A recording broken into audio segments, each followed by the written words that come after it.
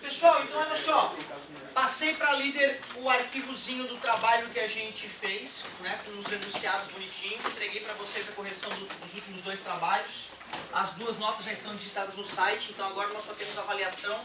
Uma já está bem definida, né, semana que vem, que macete, que moleza e transferência de calor, condução, convecção, radiação. Uma prova boa para tu conseguir uma nota legal. Vai faltar uma última prova para a gente discutir. Essa última prova do ano já vimos estudo dos gases. P vezes V sobre T é igual a P vezes V sobre T, transformação gasosa, isobárica, pressão constante, isovolumétrica ou isocórica, volume constante, isotérmica, temperatura constante. Mas pode variar tudo também, por isso que existe a equação geral dos gases perfeitos. Pressão vezes volume sobre temperatura antes é igual a pressão vezes volume sobre temperatura em Kelvin. Depois. Nós vimos também que esse P vezes V sobre T é uma constante que é proporcional ao número de mols. Aí a gente percebeu que dividindo P vezes V dividido por T pelo número de mols dava sempre um número mágico, que é igual para todos os gases. Não importa a condição na qual ele esteja, desde que a temperatura dele seja suficientemente alta e a pressão suficientemente baixa para ter um comportamento de gás ideal.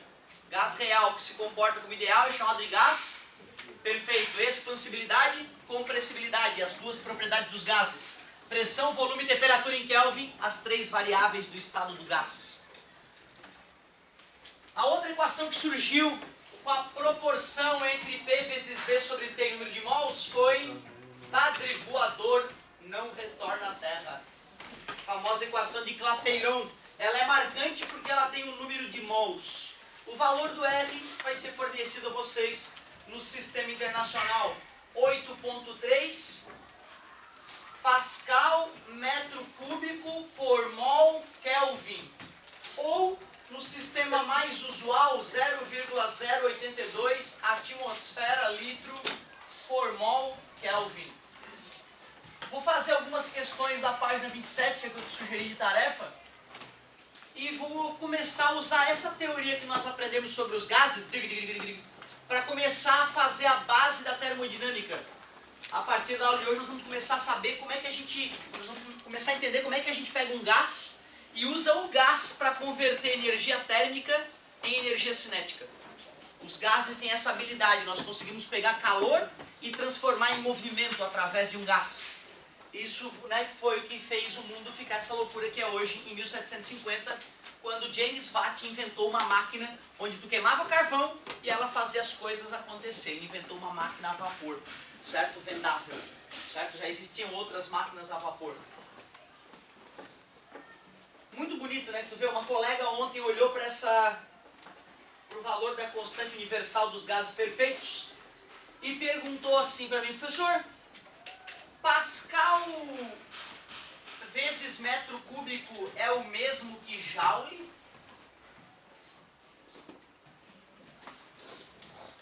Tu vê, né?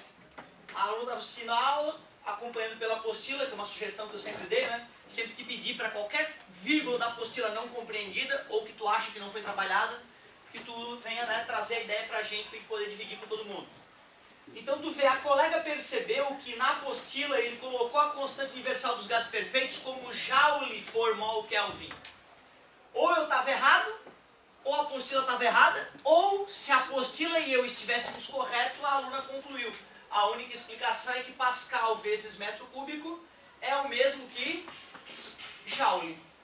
Ela fez a pergunta, eu pensei um pouquinho e é isso aí, expliquei o porquê. Quero dividir com vocês a explicação. Joule é uma unidade de energia que nasceu daquela fórmula: trabalho deu uma força. A força realiza um certo deslocamento no objeto e pode transferir ou retirar energia deste objeto. Se eu conheço a força, o deslocamento e o ângulo entre esses vetores, eu consigo descobrir quanta energia aquela força entregou ou retirou deste objeto. Chama-se de trabalho de uma força. Força a gente mede já há algum tempo em Newton. E distância a gente usa o metro. Como Joule foi um cientista muito importante que conseguiu fazer um experimento mostrando qual era a relação entre joule, a unidade de energia mecânica, e caloria, a unidade de energia da calorimetria. Uma caloria é energia para aquecer 1 grama de água de 14,5 para 15,5 graus Celsius. Certo? 1 grama de água variar 1 grau Celsius, né? 1 caloria aproximadamente, certo? Então nós passamos a chamar Newton-metro de joule. Newton-metro de joule. Então eu te mostrei a origem da unidade de joule. Joule é Newton vezes metro. Mas o que é Pascal? Pascal nasceu da onde mesmo?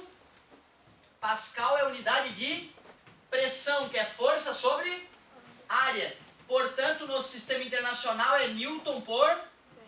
É isso que a gente, para puxar o saco de mais um grande gênio, chama de Pascal. Pascal é Newton metro quadrado. Quer dizer que se eu multiplico Pascal por metro cúbico, é o mesmo que multiplicar Newton por metro quadrado por metro cúbico. E metro cúbico dividido por metro quadrado dá metro. Confirmando então que ao multiplicar Pascal por metro cúbico, eu obtenho Newton por metro, que é o mesmo que joule. Mas tu vê, né, cara? Eu dei a aula de estudo dos gases, eu não fiz a análise dimensional, né, que é fazer o estudo das unidades ali, né? A gente simplesmente vomitou a matéria. Um aluno um pouco mais atento sempre enriquece a aula e a turma toda acaba ganhando com isso. Show! Muito obrigado pelo comentário. E vamos que vamos! Fazer um exercício da página 27 e vamos começar a entender como é que os motores, as turbinas de avião, as máquinas térmicas de maneira geral, as locomotivas a vapor, o motor do carro do teu pai, o motor do caminhão, o motor do navio, vamos entender como é que esses equipamentos funcionam um pouco melhor a partir de hoje. Com licença. A questão 1, nós não corrigimos ainda, né? Se eu não me engano, eu fiz essa questão na aula de apoio, certo? Quer dizer que essa madrugada ou amanhã já vai estar caindo essa correção. Nós estamos atrasados, tem que fazer valer o vídeo, né, cara? E de repente alguns de vocês ainda não fizeram. Então eu vou dar um tempinho ainda para corrigir essa 1 que é tranquilinha. Vou fazer a 3, torcendo para que alguns tenham feito. Meio mol de gás ocupa um volume de 0,1 metro cúbico. Então, peraí, disse que tinha meio mol, número de mols, meio mol, ocupa um volume de 0,1 metro cúbico. Quando a temperatura é 300 Kelvin, queridão esse cara, já deu a temperatura em Kelvin. Qual é a pressão do gás a 300 Kelvin? Qual é a pressão desse gás? Dado R é igual a 8,3 joule mol Kelvin. Tranquilinho, né? E aí, PV tipo votou ou PV igual a NR3? Claro, né? Só de ter falado que é número de mols na jogada, então, equação de Clapeyron. Pressão eu não conheço. O volume, 0,1. Número de mols, 0,5. R, 8,3. Temperatura, cara, tu vê que delícia que vai ser fazer uma questãozinha dessa na prova. Multiplicar por 0,5 é o mesmo que dividir por 2, certo? Então isso aqui vai dar 4,15 vezes 300 dividido por 0,1. Esses dois zeros eliminam as duas casas após a vírgula. E dividir por 0,1 é o mesmo que multiplicar por 10. 3 vezes 5, 15 foi 1. 3 mais 1, 4. 3 vezes 4, 12. E aí bota mais um zero, já que eu estou multiplicando por 10. Então, essa é a resposta. 12.450 Pascal. Tem algum valorzinho desse? Show. Letra D. Então, uma questão light, né, cara? A única coisa que eu poderia fazer para tentar te confundir é o que a apostila fez na número 1. Que em vez de falar que o volume era tal e foi para tanto, disse que o volume era V e aumentou 100%. Se o volume era V e aumentou 100%, tu vai escrever no primeiro volume V e no segundo volume 2V. Aí vai cortar V com V e tu vai conseguir fazer a conta mesmo sem saber o valor do volume. Certo? Então eu já dei até a dica para quem ainda não fez a número 1 conseguir arriscar ela com qualidade. Certo? O gabarito vai dar quanto no menu mesmo? Para quem já corrigiu comigo, o apoio? 1. Muito obrigado. Cara, assim, ó, tu sabe, né, meu? A matéria, ela é nova pra ti. É natural que tu ainda fique confuso, inseguro, mas gastando aí algumas horinhas à tarde em casa, paulatinamente, né? Meia hora num dia, uma horinha no outro, dá uma sofridinha, né? Porque é natural, sem o sofrimento da derrota ali na hora do exercício, é difícil a gente ficar bom, certo? E tragam as dúvidas que nós vamos conseguir ficar fera nessa parte. É uma outra parte da matéria que eu acho que dá pra tu conseguir uma nota boa. Certo? É uma matéria gostosinha, do ponto de vista matemático ela não é tão encrenca, é uma parte legal para tu garantir um pontinho. Mas deixa eu começar a te contar um pouco da termodinâmica. Cara, pensa bem, se eu tenho um gás aprisionado e esquento ele tem a tendência de quê? De se expandir, né? Concorda comigo? Pô, é o que a gente já conhece. Quem já acendeu uma churrasqueira na vida, sabe que na hora que tu risca o fósforo, se tu usou álcool, por exemplo, para, né, botar fogo no carvão inicialmente ou na lenha, tu vai sentir um vento batendo na tua cara na hora que tu acende fogo. Isso é a prova de que quando o gás ali naquele ambiente se aqueceu, ele se expandiu. Quando a pessoa toma um choque elétrico muito forte e salta do lugar onde ela tomou o choque elétrico, não é porque a energia elétrica expulsa as pessoas ou empurra as pessoas para longe. É porque a corrente elétrica aqueceu o ar e o ar se expandiu, jogando a pessoa que tomou o choque longe. É a expansão do gás que faz isso acontecer. Claro que poderia ser diferente. Uma vez um pneu de caminhão estourou na minha cara quando eu estava na frente de uma loja em Pomerode. Minha mãe lá, um dia bonito, de sol, passando caminhão de lixo, de repente, pá! Na minha cara, bicho, mas na minha cara. Eu caí de susto, né? Não só de deslocamento de ar, meio metro para trás ali, meio branco, o que aconteceu? Até entender que o pneu do caminhão tinha furado. Então tu vê, um gás pode se expandir não porque ele foi aquecido, pelo contrário, porque ele foi liberado. Né? Ao romper o pneu do caminhão, a alta pressão, esse ar se expande e dá um barulho bem assustador. Nós vamos começar aqui na termodinâmica a entender como é que a gente calcula os fluxos de energia quando um gás é aquecido. Então a termodinâmica é a parte da física que estuda como um gás realiza trabalho, como a gente aproveita o gás para converter energia térmica em energia cinética. E a primeira coisa que eu quero te mostrar na termodinâmica é o trabalho realizado por um gás. Trabalho não está na ordem da apostila, tá? A apostila começou mostrando a energia interna de um gás. Eu quero fazer ainda hoje essa dedução para vocês, né? Fazer a teoria cinética dos gases. Mas antes eu quero te mostrar essa parte aqui. Trabalho realizado por um gás. Olha que ideia interessante. Eu tenho lá um cilindro com um êmbolo móvel. Nós já usamos esse tipo de estrutura antes. Este êmbolo, então, ele pode se mexer. Tem um gás aqui. Eu vou jogar uma certa quantidade de calor para esse gás. Eu espero então que as moléculas fiquem... Obrigado. As moléculas ficando mais agitadas, elas batem com mais força no êmbolo e o êmbolo tende a... Obrigado. O êmbolo subiu. Primeiro eu desenhei ele na posição original dele, agora ele já está na posição final dele, na posição expandida. Vocês aceitam que essa região amarelada é o volume a mais que o gás passou a ocupar? Inclusive, óbvio, onde o êmbolo estava, né?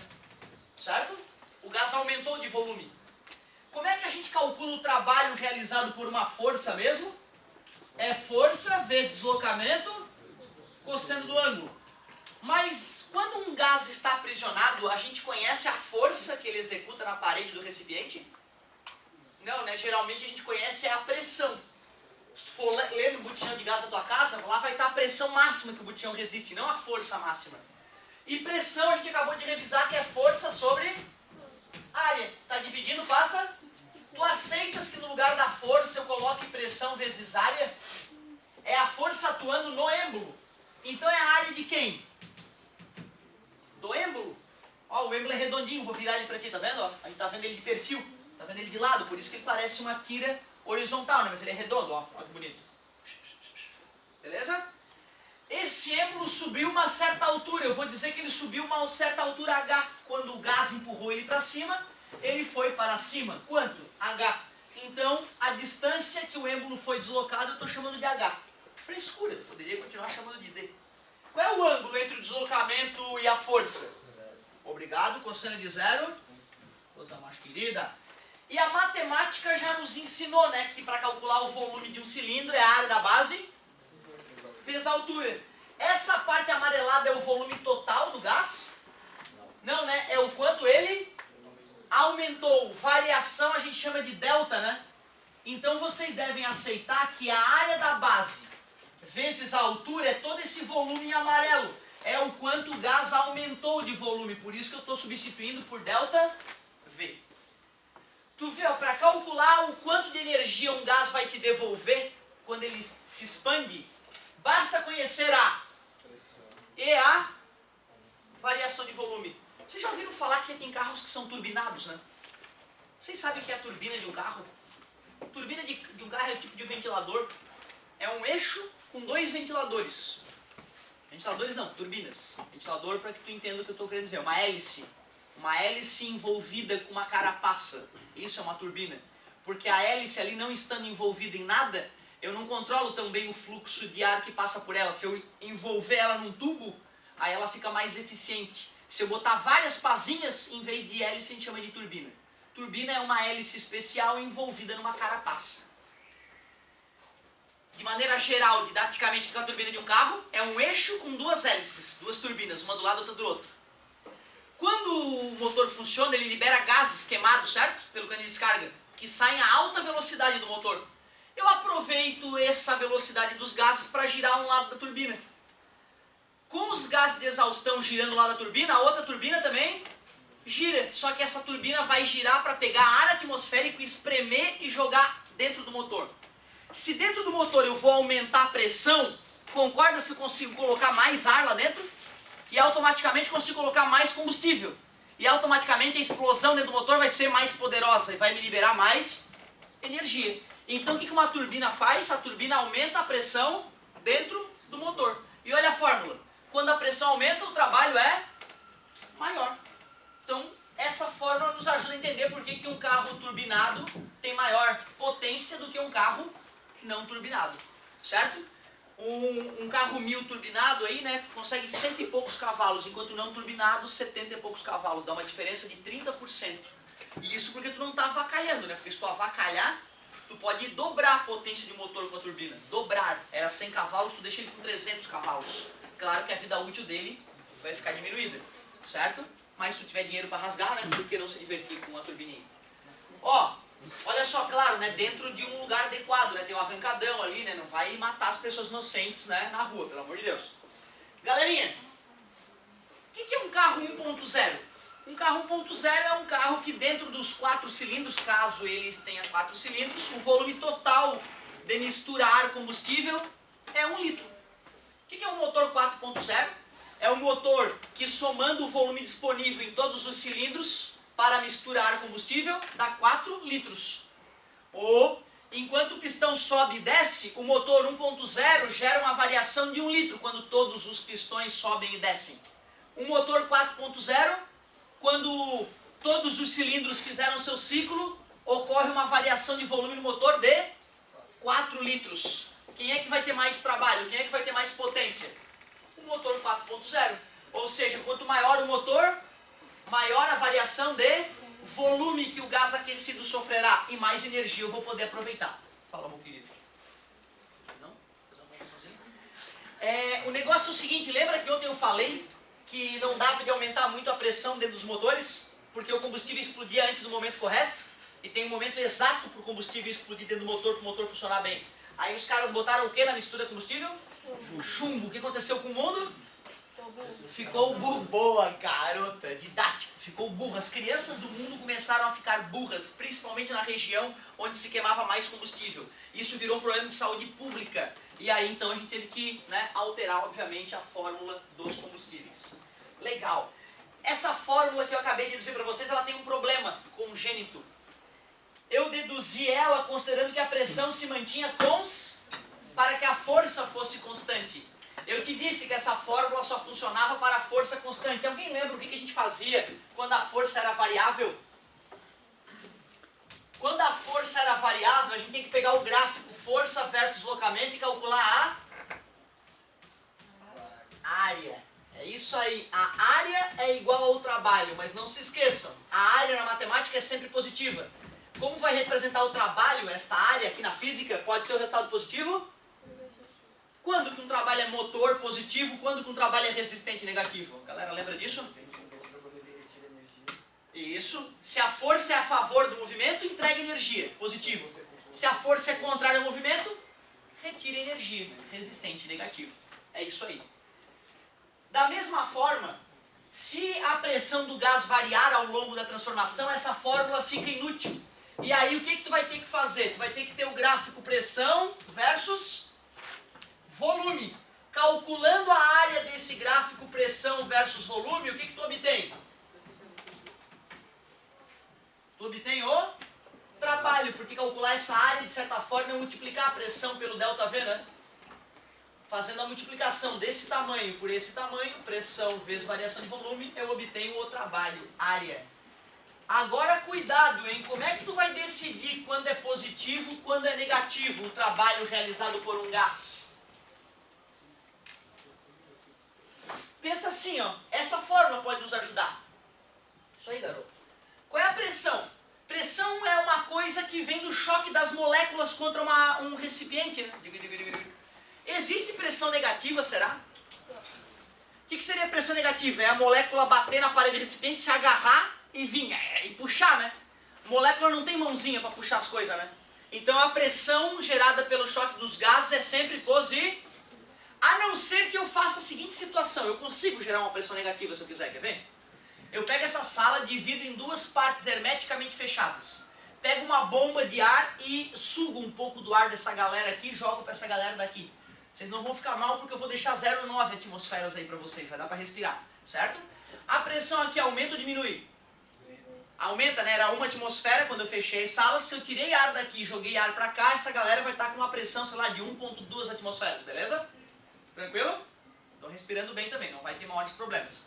Aí eu chego lá babacamente e digo, esta pressão aqui que vocês se encontram chama-se 0 otávios. É uma unidade de pressão nova que eu criei em minha auto-homenagem, certo? Se eu digo que esta pressão aqui é 0 otávios, vocês devem aceitar que essa pressão medida em otávios daria um valor, mas só porque eu sou um babaca e disse que uma pressão que não era 0 era 0. Aí automaticamente eu criei uma unidade de pressão que tem resultados negativos. Entendido? Exatamente. Esta pressão não é uma pressão relativa, uma pressão absoluta. Portanto, ela é sempre... Então, quem é que vai definir o sinal do W, do trabalho? É o delta? Quando é que uma variação dá positiva? Quando a coisa cresce. Quando é que uma variação dá negativa? Quando a coisa... E quando a coisa não muda, a variação dela dá... 0, né? Que é final menos inicial, né? Concorda comigo? Resumindo, quando um gás se expande, o trabalho é... Quando um gás se contrai, o trabalho é...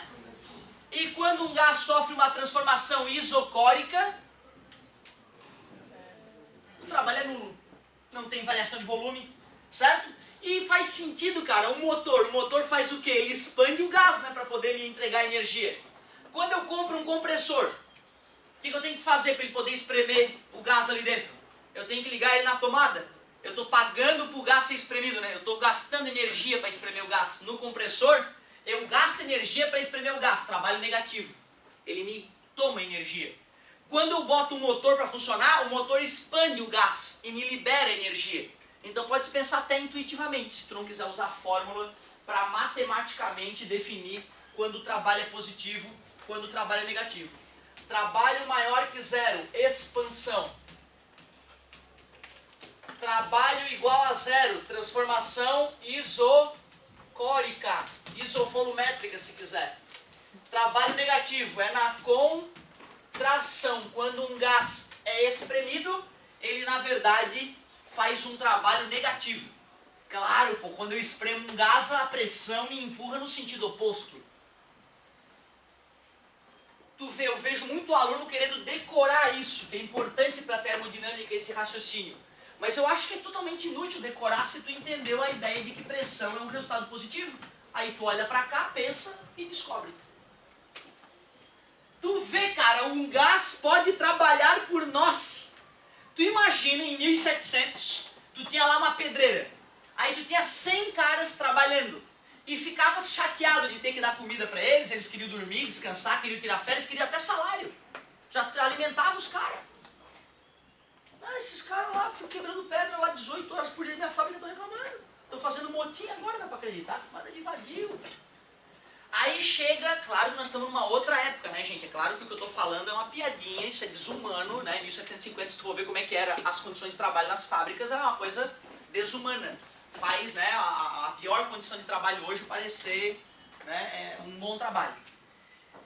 Quando o James Watt chega anunciando para a galera o seguinte, ó, lembra daquelas ideias do fulano, do ciclano, de queimar carvão, gerar vapor e usar o vapor para fazer alguma coisa se movimentar? Sei, Watt, o que tem? Criei uma máquina dessas. Quer comprar? Tu imagina, chega um sujeito dizendo que tu paga uma grana para ele manda despedir 100 caras lá que trabalhavam 18 horas por dia, queriam comer e queriam salário, por máquinas onde tu bota 5 cabeças de bagre para jogar carvão numa fornalha e as máquinas trituram as pedras a partir de 24 horas por dia. Sem cobrar, sem parar. Quebrou uma máquina, aperta o parafuso, conserta. 24 horas por dia quebrando pedra. Basta ter carvão. Cara, tu imagina isso acontecendo em toda a indústria. Antes eram pessoas trabalhando, de repente tem máquinas agora fazendo o trabalho que as pessoas faziam. Um trabalho duro. A máquina agora começou a competir com o ser humano. Só que tem um detalhe, essa máquina é movida a carvão, a lenha, e as pessoas para cozinhar nessa época usavam o quê? Carvão, lenha. Chegou uma hora que a situação ficou tão grave que as pessoas não tinham lenha para cozinhar na Europa, cara. Porque as fábricas tinham pegado toda a lenha do mundo, tinham destruído as florestas para poder queimar a lenha e poder tocar a coisa para frente. Que coisa assustadora, né? Mas olha só uma coisa que aconteceu.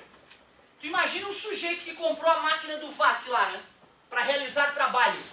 Poderia ser assim a nossa máquina que quebra pedra, ó. Vê se tu concorda comigo. E a picareta. Aqui vem a pedra. E aqui eu vou botar um batentezinho aqui assim. Tu aceita que se eu jogar calor nesse gás, quando esse pistão subir, a picareta desce? Vai lá. Vai lá. Hã? Grande a máquina, né? Deve ter sido esse o projeto do Watt. Ó, meu querido, o fato é que quando eu jogar calor para esse gás, as moléculas bate no êmbolo, realiza trabalho ao se expandir e quebra a pedrinha. Só que tinha um detalhe, a galera começou a ficar chateada que essas máquinas estavam consumindo muito carvão para quebrar pouca pedra. A gente começou a fazer as contas, né? Vamos calcular quanto de calor a gente jogou para esse gás. Tipo, 1000 calorias, ou 1000 joules, se preferires. Vamos calcular quanto de energia o gás me devolveu depois que eu joguei 1000 joules de energia para ele. E a gente percebia que o gás devolvia lá, com a maior das boas vontades, 200 joules. Mentira, no começo é exagero. Isso é hoje. No começo era, sei lá, 50 joules. Ainda tá bom demais. Ah, para com isso! Esse safado desse gás tá roubando energia de mim, né? Eu joguei para ele 1000, ele só me devolveu 50. Quanto que ficou dentro dele? 950, maldito gás, me roubou 950 joules. O pessoal não se conformava, para onde é que essa energia está indo? O pessoal ainda não tinha entendido exatamente o que era o gás. E ele, safado desse gás, o gás ficou com energia dentro dele. Aí o pessoal começou a chamar essa energia que desapareceu de variação da energia interna do gás. Variação da energia interna do gás. Como é que eu calculo a variação da energia interna do gás que nós vamos chamar de ΔU, onde U é essa energia interna?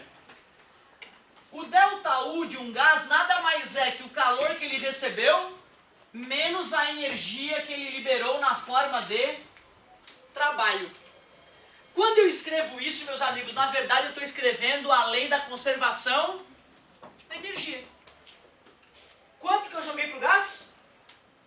1000. Quanto que ele me devolveu? 1000 menos 50, 950 o safado ficou dentro dele. Ah, claro, cara, para esse gás poder se expandir, as moléculas tiveram que ficar mais.